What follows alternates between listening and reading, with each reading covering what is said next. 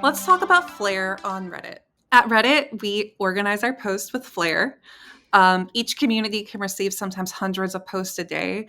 And in order to keep things organized or find what you're looking for easily, we put Flair on our post. Not always required unless it's a community rule, but it's a really great way, especially in large communities like r/makeup addiction. Let's take a look. To be able to immediately know what kind of post you're looking at, especially if it's a text post and not immediately evident.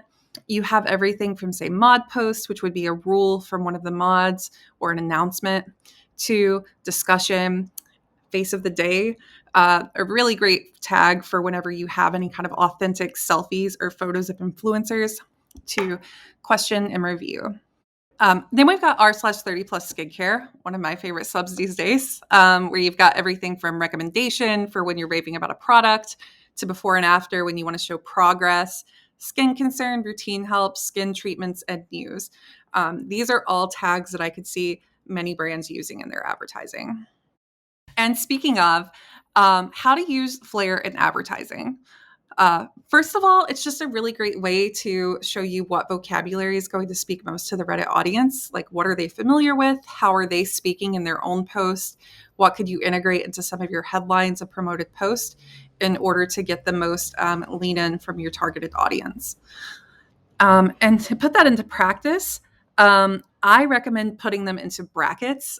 Take a look at this freeform ad here from the brand Melanin, totally not a real brand, who would like to advertise a whole line of skincare to Reddit.